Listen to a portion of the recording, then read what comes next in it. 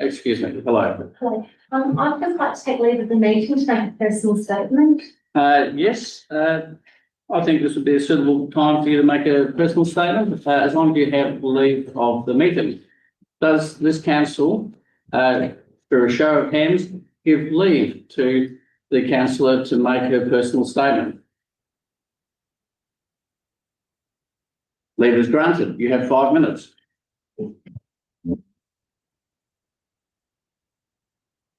Thank you, Mayor Leach. Having served for many years across 2 different councils, I've always considered it a privilege to be elected to represent my community and advocate on their behalf. Throughout my tenure, I've valued the opportunity to bring a diverse range of perspectives to council discussions, perspectives that reflect the richness and strength of our community. I have consistently aimed to ensure that all voices are heard and considered in our decision-making processes.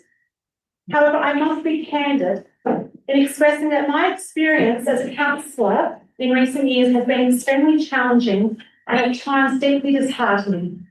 Increasingly, I have felt marginalised and targeted, unable to fulfil the role I was elected to perform for our ratepayers in a manner I consider to be most effective.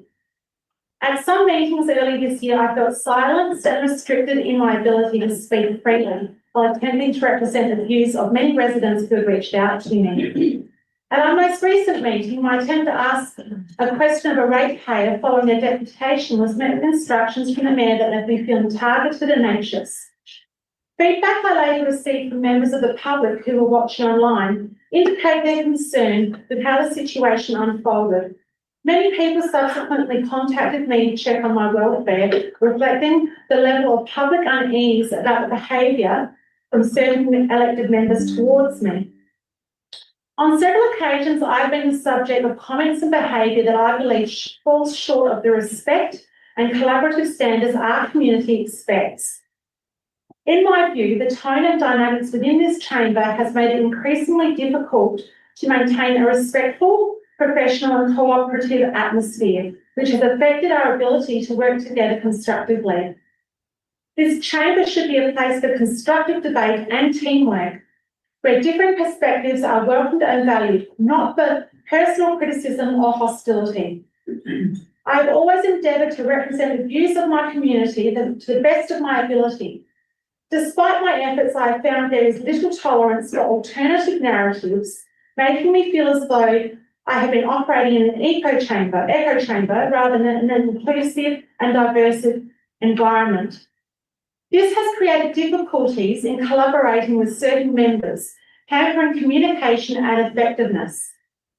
As a consequence, I believe this has at times resulted in additional work for staff and led to inefficiencies and duplication of work, ultimately wasting staff time and the ratepayers' money.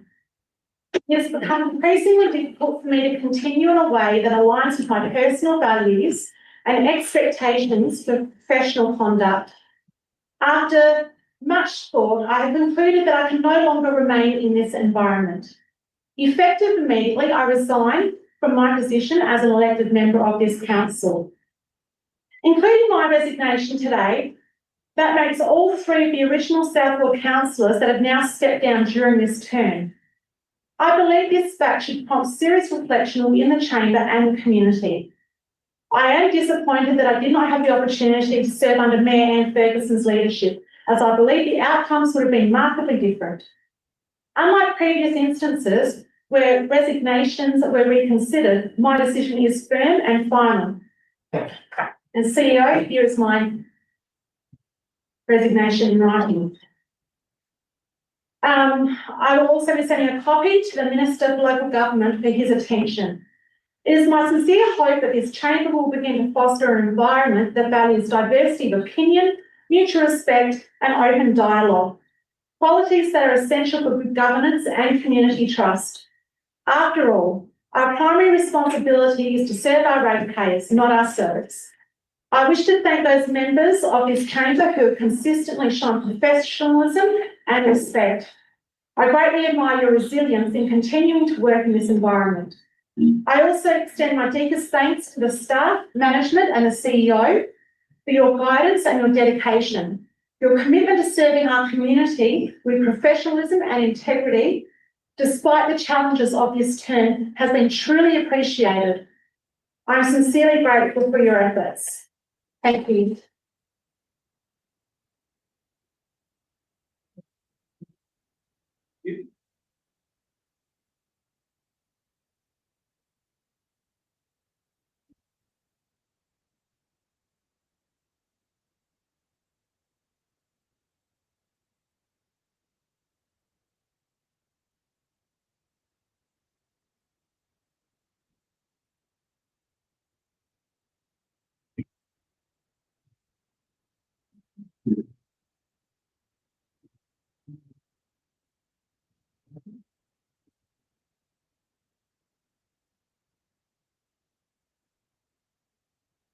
Thank you, everybody.